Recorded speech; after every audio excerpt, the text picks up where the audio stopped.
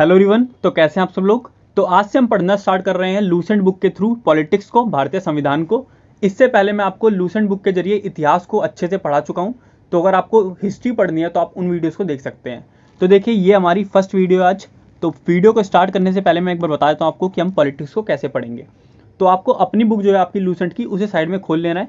मैं यहाँ पर देखिए जैसे इस पॉइंट को मार्क कर रहा हूँ और बोल रहा हूँ कि ये इंपॉर्टेंट है, तो आपको अपनी बुक में भी इस पॉइंट को मार्क कर लेना है। और जो कुछ एडिशनल इन्फॉर्मेशन होगी जो बुक में नहीं दी, वो मैं स्टार बना के साइड में लिख दूंगा। उसे आपको बुक में ऊपर नीचे थोड़ी जगह खाली होती है, वहाँ पर आप उन पॉइंट्स को ऐड कर लीजिएगा। इससे क्या होगा, आपके नोट्स इजीली तैयार हो जाएंगे, आपको ज़्यादा लिखना नहीं पड़ेगा। बुक में ही आप मैक्सिमम पॉइंट मार्क कर लेंगे और जो एडिशनल इन्फॉर्मेशन है वो साइड में लिख लेंगे। तो इससे जब आप रिवीजन करेंगे तो उसमें आसान रहेगी। तो एक बार जब आपके नोट्स तैयार हो जाएंगे इस बुक से कि आपको क्या पढ़ना है और क्या छोड़ना है, उसके बाद आपके ऊपर है, आप इसको जितनी बार पढ़ेंगे उतनी ज़्यादा आपको चीज़ें याद हो जाएंगी। 2 से 3 बार रीडिंग करने पर आप लगा सकते हैं कि 80% चीज़ें जो हैं इस बुक की वो आपको याद हो जाएंगी। ठीक है, तो चलिए वीडियो को स्टार्ट करते हैं। तो देखिए, फर्स्ट पॉइंट है आपका भारतीय संविधान के विकास का संक्षिप्त इतिहास। तो संविधान बनने के पीछे का इतिहास क्या रहा, पहले हम उसे पढ़ते हैं। संविधान हमने कैसे बनाना स्टार्ट करा वो सब हम यहाँ पर देखेंगे। तो देखिए, समय समय पर अंग्रेजों द्वारा काफ़ी सारे एक्ट पारित किए गए थे और इनमें से कुछ एक्ट हमारे संविधान निर्माण में जरूरी भी रहे। तो ये एक्ट हमें पढ़ने इंपॉर्टेंट है। तो देखिए, ये एक्ट कब पारित होने स्टार्ट हुए, जब बंगाल पर ईस्ट इंडिया कंपनी का शासन स्थापित हुआ। तो ईस्ट इंडिया कंपनी ने अपना बंगाल पर शासन कैसे स्थापित किया, पहले हम उसे देखते हैं। तो यहाँ पर आपको 2 पॉइंट याद रखने, इन्हें मार्क कर लीजिएगा। 1757 की प्लासी की लड़ाई। प्लासी की लड़ाई में अंग्रेजों का नेतृत्व कौन कर रहे थे, रॉबर्ट क्लाइव। और बंगाल के नवाब कौन थे, सिराजुद्दौला। इसके बाद दूसरी लड़ाई बंगाल के खिलाफ अंग्रेज लड़ते 1764 में, बक्सर का युद्ध। इस युद्ध में अंग्रेज सेना का नेतृत्व कर रहे थे हेक्टर मुनरो। और बंगाल की तरफ से 3 लोग लड़ रहे थे। पहले थे बंगाल के नवाब मीर जाफर, दूसरे अवध के नवाब सुजाउद्दौला और तीसरे मुगल सम्राट शाह आलम द्वितीय। इन दोनों युद्धों में अंग्रेज दोनों बार जीत गए और इसके बाद बंगाल पर ब्रिटिश ईस्ट इंडिया कंपनी का शासन स्टार्ट हो गया। इसके बाद क्या क्या, बंगाल पे कब्जा करने के बाद धीमे धीमे पूरे भारत पर अंग्रेजों का शासन स्टार्ट हो गया। और इसी शासन को बनाए रखने के लिए इन्होंने क्या क्या, समय समय पर चेंजेस लाते रहे ताकि कोई भी हमारी जगह पर कब्जा ना कर ले और हम अपना विस्तार करते रहें। अभी बंगाल पर कब्जा कराया, समय समय पर सभी हिस्सों पर भारत से कब्जा कर ले, इसीलिए इन्होंने समय समय पर एक्ट पारित करे। तो देखिए, पहला एक्ट जो अंग्रेजों ने पारित किया था वो था 1773 ईस्वी का रेगुलेटिंग एक्ट। इस एक्ट के जरिए क्या क्या किया गया वो आपको ध्यान रखना है। पहला तो कंपनी के शासन पर संसदीय नियंत्रण स्थापित किया गया। इसको जरा समझते हैं। देखिए, ब्रिटिश सरकार ने ईस्ट इंडिया कंपनी को भारत में व्यापार करने के लिए भेजा था, लेकिन जब उन्हें पता चलता है कि वो कंपनी व्यापार करने की जगह यहाँ पर शासन करने लग गई है, तो उन्होंने एक एक्ट पारित करा और बोला कि अब कंपनी पर संसदीय नियंत्रण स्थापित किया जा रहा है। तो मतलब अब कंपनी स्वतंत्र रूप से शासन नहीं करेगी, कंपनी के ऊपर भी ब्रिटिश सरकार का शासन चलेगा और उन्हें अपनी अंत में रिपोर्ट जो भी है वो ब्रिटिश सरकार के संसद में देनी पड़ेगी। ठीक है, इस एक्ट के द्वारा क्या हुआ, कंपनी को प्रशासनिक और राजनीतिक मान्यता मिली। कंपनी को पहले व्यापारिक मान्यता दे रखी थी कि व्यापार कर सकते हो, लेकिन इस एक्ट के जरिए प्रशासनिक और राजनीतिक कार्य करने की भी छूट दे दी गई कंपनी को। इसके द्वारा क्या हुआ, केंद्रीय प्रशासन की नींव भारत में रखी गई। ये याद रखिएगा, कई बार पूछा जाता है केंद्रीय प्रशासन की नींव भारत में किस एक्ट के जरिए रखी गई। तो जिस एक्ट के जरिए भारत में कंपनी को राजनीतिक कार्य करने की स्वतंत्रता मिली, वहीं से केंद्रीय प्रशासन की नींव भारत में रख दी गई। इस एक्ट की क्या क्या विशेषताएं रही, अब उसे देखते हैं। इन सबको आप मार्क कर लीजिएगा। तो देखिए, इस एक्ट की काफ़ी सारी विशेषताएं और ये एक्ट काफ़ी ज़्यादा इंपॉर्टेंट है। तो पहला आपको याद रखना है, इस एक्ट के जरिए बंगाल के गवर्नर को बंगाल का गवर्नर जनरल कहा जाने लगा। बंगाल के गवर्नर जनरल पहले कौन हुए थे ये भी याद रखिएगा, लॉर्ड वॉरेन हेस्टिंग्स पहले गवर्नर जनरल भारत के बने। ठीक है, नेक्स्ट आपको याद रखना है, इस एक्ट के जरिए ही कलकत्ता में एक उच्चतम न्यायालय की स्थापना हुई। कई बार क्वेश्चन बनता है कि उच्चतम न्यायालय भारत में पहला कब बना था, 1774 में बना था। ये एक्ट आया 1773 में और उच्चतम न्यायालय स्थापित हो गया हमारा 1774 में। और इसके जो मुख्य न्यायाधीश थे प्रथम, वो कौन बने थे, सर एलिजा इम्पे, ये याद रखिएगा। इसके बाद आपको ध्यान देना है, ब्रिटिश सरकार ने क्या किया था, संसदीय नियंत्रण स्थापित किया था और इस नियंत्रण को बनाए रखने के लिए एक समिति बनाई गई। उस समिति का नाम क्या था, बोर्ड ऑफ डायरेक्टर्स।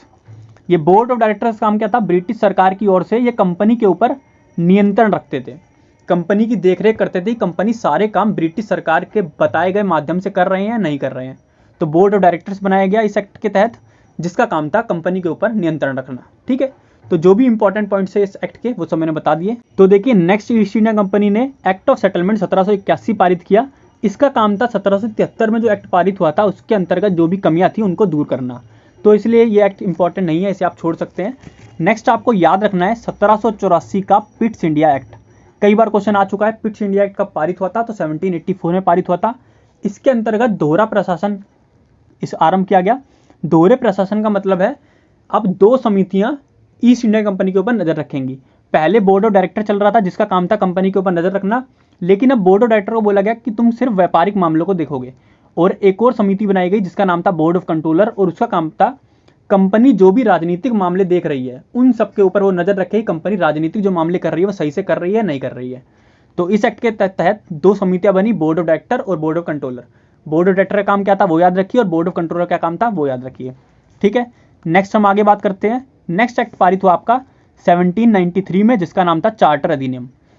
क्वेश्चन बनता है कि पहला चार्टर अधिनियम कब पारित हुआ, तो 1793 में पहला चार्टर अधिनियम पारित हुआ। और आपको पता होना चाहिए चार्टर अधिनियम भारत में हर 20 साल बाद आए थे। तो पहला आया 1793 में, तो दूसरा कब आएगा, 20 साल बाद 1813 में दूसरा चार्टर अधिनियम आया। तो देखिए जो आपका पहला चार्टर अधिनियम था उसके अंतर्गत हुआ क्या था, नियंत्रण बोर्ड जो थे, बोर्ड ऑफ डायरेक्टर और बोर्ड ऑफ कंट्रोलर, इनकी स्थापना किसने की थी, ब्रिटिश सरकार ने। तो इनकी जो सैलरी थी इन लोगों की, इनकी सैलरी ब्रिटिश सरकार देती थी, लेकिन इस एक्ट के जरिए इनके सदस्यों और कर्मचारियों का जो वेतन था वो भारतीय राजस्व से देने की व्यवस्था की गई। तो मतलब भारत से जो पैसा प्राप्त हो रहा है ईस्ट इंडिया कंपनी को, वहीं से ये इन दो लोगों की सैलरी दी जाएगी, ये व्यवस्था की गई। तो इस एक्ट के जरिए हुआ क्या, ये आप याद ना रखें तो चल जाएगा। आपको याद ये रखना है कि पहला चार्टर अधिनियम पारित कब हुआ, 1793 में। इसके बाद इंपॉर्टेंट है 1813 का चार्टर अधिनियम। इसके जरिए काफी इंपॉर्टेंट बातें हुई। पहला हुआ कि 20 वर्षों के लिए कंपनी का अधिकार पत्र बढ़ा दिया गया। तो हो सकता था कंपनी की वैलिडिटी खत्म कर दी जाए सरकार द्वारा 1813 में, लेकिन कंपनी को 20 सालों तक और भारत में काम करने की स्वतंत्रता दी गई, 20 सालों तक। ठीक है, इसके साथ साथ कंपनी के भारत के साथ व्यापार करने के एक अधिकार को छीन लिया गया। कंपनी क्या करती थी, भारत के साथ अकेला व्यापार कर रही थी 1813 तक, लेकिन अब और भी कॉम्पिटिटर जो और कंपनियां हैं वो भी भारत के साथ आके व्यापार कर सकती हैं, ये छूट दी गई। लेकिन उन्हें फायदा दिया गया कि चीन और पूर्वी जो देश हैं उनके साथ तुम अपने चाय के व्यापार में एकाधिकार बनाए रखोगे। मतलब 20 वर्षों तक चाय का व्यापार चीन और दूसरे देशों के साथ और कोई नहीं करेगा, तुम अकेले करोगे। ठीक है, ये बोला गया।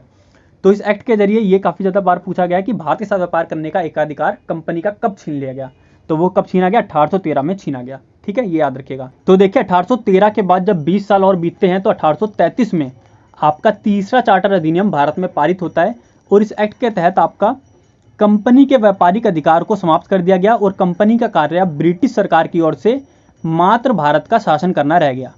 तो क्वेश्चन बनता है कि कंपनी के व्यापारिक अधिकार को भारत से कब समाप्त किया गया, तो 1833 से। इस एक्ट के बाद कंपनी का काम क्या था, वो ब्रिटिश सरकार की ओर से भारत में सिर्फ शासन करेगी। ठीक है, और इस एक्ट के जरिए बंगाली गवर्नर जनरल का पद हटा दिया गया और भारत का गवर्नर जनरल वाला पद लाया गया।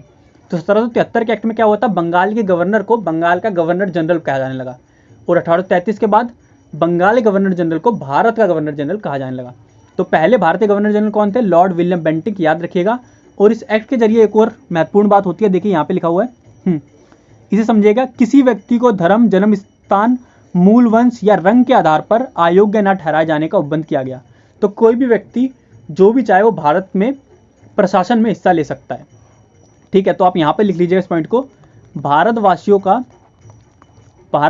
का अपने देश के प्रशासन में हिस्सा लेना संभव बना।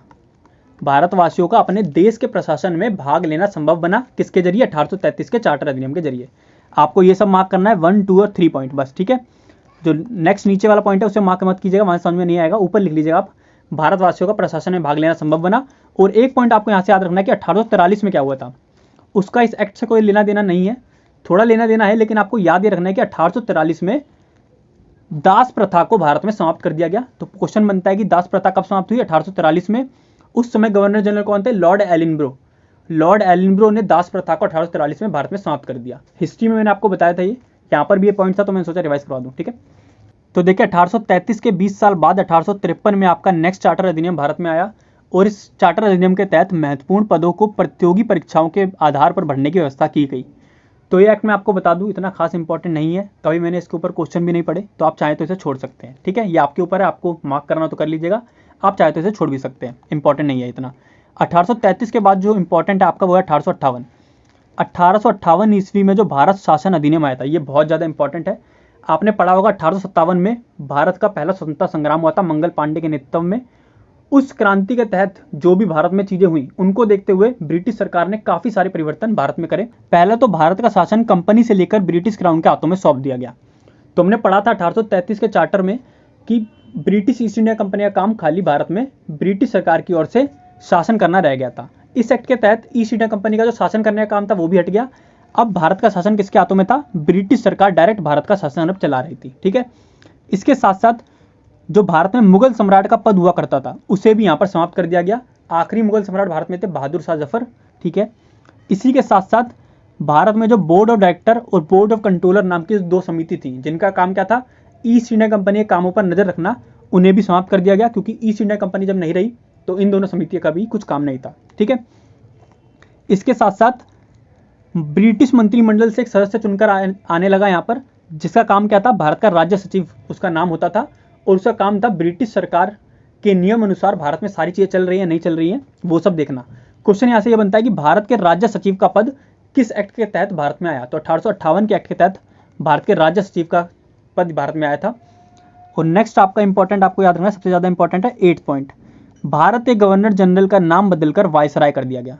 तो 3 स्टेप हुए। 1773 याद रखिए, बंगाल का गवर्नर किसमें चेंज हुआ? बंगाल के गवर्नर जनरल में। नेक्स्ट था आपका 1833 का चार्टर, उसके तहत क्या हुआ? बंगाल के गवर्नर जनरल का नाम चेंज हो गया भारत के गवर्नर जनरल में। अब आ गया आपका नेक्स्ट एक्ट 1858 का भारत शासन अधिनियम। इसके तहत भारतीय गवर्नर जनरल का नाम चेंज होकर क्या हो गया? वायसराय। और पहला वायसराय कौन बना भारत का? Lord Canning.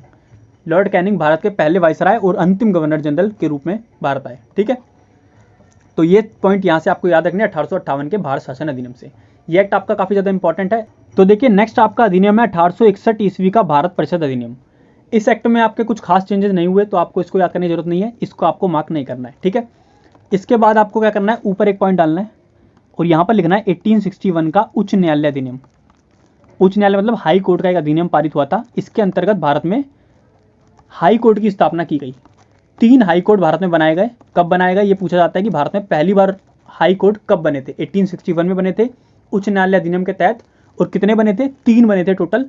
पहला कहाँ बना था याद होना चाहिए, पहला बना था कोलकाता में, दूसरा बना बॉम्बे में और तीसरा मद्रास में। पहला ज्यादातर पूछा जाता है कि पहला कहाँ पर बना था। पहला कोलकाता, दूसरा बॉम्बे लिखना है और तीसरा लिखना है मद्रास में। और जब पहली बार भारत में हाईकोर्ट बने थे तो उस समय भारत के वायसराय कौन थे? 1858 में वायसराय पद आ गया था। तो वायसराय कौन बने थे 1858 में? Lord Canning. तो 1861 में भारत के वायसराय कौन थे? लॉर्ड कैनिंग थे। लॉर्ड कैनिंग के समय भारत में पहली बार उच्च न्यायालय स्थापित हुए थे। ये आपको याद रखना है, काफी ज्यादा इंपॉर्टेंट है। नेक्स्ट पॉइंट की तरफ बढ़ते हैं। नेक्स्ट है आपका अधिनियम 1873 का अधिनियम। ये एक्ट आपका इतना इंपॉर्टेंट नहीं है, आप चाहे तो यहाँ से याद रख सकते हैं। 1884 को ईस्ट इंडिया कंपनी को औपचारिक रूप से भंग कर दिया गया। तो कंपनी अब कुछ काम तो नहीं कर रही थी, लेकिन वो सेटअप थी। अब क्या हुआ? कंपनी को बिल्कुल हटा दिया गया। कंपनी ना कागजी रूप में रही ना असलियत रूप में रही। तो 1884 वो समय है जब ईस्ट इंडिया कंपनी को पूर्णतः हटा दिया गया। ठीक है, ये इतना इंपॉर्टेंट नहीं, आप चाहे तो इसे स्किप कर सकते हैं। ठीक है, इसके बाद नेक्स्ट अधिनियम आपका है शाही उपाधि अधिनियम। इसको पूर्णतः हटा सकते हैं आप, बिल्कुल ना पढ़े चल जाएगा। तो नेक्स्ट जो आपका अधिनियम है वो है 1892 का भारत परिषद अधिनियम। ये आपका इंपॉर्टेंट है, इसको आपको याद रखना है। इससे आपका इंपॉर्टेंट क्वेश्चन बनता है कि ये किसकी योजना पर आधारित था? तो डफरिन थे, डफरिन की योजना पर ये आधारित था। इन्होंने एक योजना तैयार करी थी, उसके बेसिस पर यह अधिनियम बनाया गया था। इसके तहत भारत में भारतीयों को बजट पर बहस करने का अधिकार दिया गया।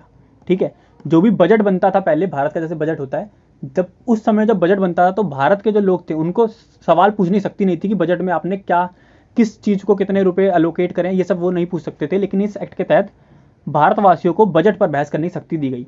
तो इसको एक बार आप पढ़ लीजिएगा ऐसे ही, लेकिन ये आपको बिल्कुल याद रखना है कि डफरिन योजना पर 1892 का भारत परिषद अधिनियम आधारित था। ठीक है, नेक्स्ट हम बात करते हैं। नेक्स्ट आपका एक्ट आता है 1909 का भारत परिषद अधिनियम। ये आपका मोस्ट इंपॉर्टेंट है। जैसे आपका 1858 का एक्ट बहुत इंपॉर्टेंट है, वैसे ही इंपॉर्टेंट है 1909 ईस्वी का भारत परिषद अधिनियम। ये किस पर आधारित था? मार्ले मिंटो सुधार पर यह आधारित था। कई बार आपसे डायरेक्ट पूछा जाता है 1909 मार्ले मिंटो सुधार के अंतर्गत क्या हुआ था, या फिर 1909 भारत परिषद अधिनियम के तहत क्या हुआ था। ये दोनों नाम इसी के हैं, याद रखिएगा। इसके तहत क्या हुआ? पहला इंपॉर्टेंट काम, मुस्लिम समुदाय के लिए पृथक प्रतिनिधित्व का उपबंध किया गया। तो सांप्रदायिक जो निर्वाचन है उसका यहाँ पे सेटअप किया गया। तो मुस्लिमों के लिए अलग क्षेत्र था इलेक्शन का और हिंदुओं के लिए अलग क्षेत्र था। तो आप याद रखिएगा, सांप्रदायिक निर्वाचन का क्षेत्र कब तय हुआ? 1909 में तय हुआ। नेक्स्ट इंपॉर्टेंट यहाँ पे है, लॉर्ड मिंटो को क्या कहा जाता है? सांप्रदायिक निर्वाचन का जनक के रूप में जाना जाता है। लॉर्ड मिंटो उस समय भारत के वायसराय थे, तो सांप्रदायिक निर्वाचन की पद्धति इन्होंने बनाई, तो इसलिए सांप्रदायिक निर्वाचन का जनक कहा जाता है। तो नेक्स्ट है आपका 1919 का भारत शासन अधिनियम। 1919 का जो अधिनियम है और 1935 का जो अधिनियम है, इन दोनों का भारतीय संविधान पे गहरा प्रभाव है, तो इन दोनों को आपको अच्छे से समझना है, काफी ज्यादा इंपॉर्टेंट है। पहले देखते हैं इसका दूसरा नाम क्या था। इसका दूसरा नाम था मॉन्टेग्यू चेम्सफोर्ड सुधार। चेम्सफोर्ड इस समय भारत के वायसराय थे। 1919 में आपका जलियांवाला बाग हत्याकांड हुआ था, उस समय भारत के वायसराय कौन थे? चेम्सफोर्ड। तो लॉर्ड चेम्सफोर्ड भारत के वायसराय थे, इसलिए इसका दूसरा नाम क्या पड़ा? मॉन्टेग्यू चेम्सफोर्ड सुधार। ठीक है। इसके तहत पहली जो इंपॉर्टेंट घटना हुई, पहले जो इंपॉर्टेंट कार्य किया गया, केंद्र में द्विसदनात्मक, ये आप याद रखिए, केंद्र में द्विसदनात्मक विधायिका की स्थापना की गई। द्विसदनात्मक मतलब दो सदन बनाए गए। जैसे भारत में दो सदन कौन कौन से हैं? लोकसभा और राज्यसभा। ये जो हमने कॉन्सेप्ट लिया है दो सदनों का, ये कहाँ से लिया है? ब्रिटेन से लिया है। तो उस समय ब्रिटेन ने अपने दो सदन है, जैसे उनके भी दो सदन है, उन दो सदनों का कॉन्सेप्ट हमारे यहाँ लाए वो लोग, और भारत में दो सदन स्थापित करे। पहला था राज्य परिषद, जिसका नाम रखा, और दूसरे का नाम रखा केंद्रीय विधानसभा। ठीक है। लोकसभा और राज्यसभा वाले कॉन्सेप्ट है, लेकिन नाम अलग अलग है। राज्य परिषद पहले का नाम और दूसरे का नाम केंद्रीय विधानसभा। ठीक है। कब आए भारत में दो सदन? 1919 में। दूसरा आपको यहाँ पे इंपॉर्टेंट याद रखना है, प्रांतों में द्वैध शासन प्रणाली का प्रवर्तन किया गया। तो प्रांतों में दोहरा शासन चलेगा, दो शासन करेंगे, एक तो केंद्र का डायरेक्ट शासन, एक प्रांत में सरकार है उसका शासन। तो दो शासन प्रांतों में कब स्टार्ट हुए? प्रवर्तन मतलब यहाँ पे है आरंभ करना। प्रवर्तन का मतलब खत्म करना मत समझिएगा, आरंभ करना इसका मतलब होता है। प्रांतों में दोहरा शासन कब से स्टार्ट हुआ? 1919 के भारत शासन अधिनियम मॉन्टेग्यू चेम्सफोर्ड सुधार के जरिए स्टार्ट हुआ। तो ये जो दो पॉइंट है, ये काफी ज्यादा इंपॉर्टेंट है, कई बार क्वेश्चन बनता है, तो याद रखिएगा ये दोनों चेंजेस 1909 के भारत शासन अधिनियम के तहत लागू हुए थे। तो देखिए 1919 के अधिनियम से आपको एक दो पॉइंट्स और ध्यान देने हैं। पहले देखिए फिफ्थ नंबर पॉइंट में आपका 1926 में ली आयोग की स्थापना की गई। तो 1919 के एक्ट के जरिए ली आयोग की स्थापना कब हुई? 1926 में हुई। और इस आयोग ने जो रिपोर्ट दी उसके तहत भारत में यूपीएससी लोक सेवा आयोग का गठन किया गया। तो लोक सेवा आयोग का गठन किसने करा? ली आयोग ने। और ली आयोग का गठन कब हुआ? 1926 में, 1919 के एक्ट के जरिए। ठीक है। दूसरा आपको पॉइंट याद रखना है, पॉइंट नंबर 8, केंद्रीय बजट को राज्यों के बजट से अलग कर दिया गया। अभी हमने पढ़ा था कि 1919 के एक्ट से प्रांतों में द्वैध शासन हो गया, प्रांतों में दोहरा शासन चल रहा था, केंद्र का अलग, प्रांतों के राज्यों का अलग। तो राज्यों का जब अलग शासन है तो केंद्रीय बजट को अलग करा गया और राज्य बजट को अलग किया गया।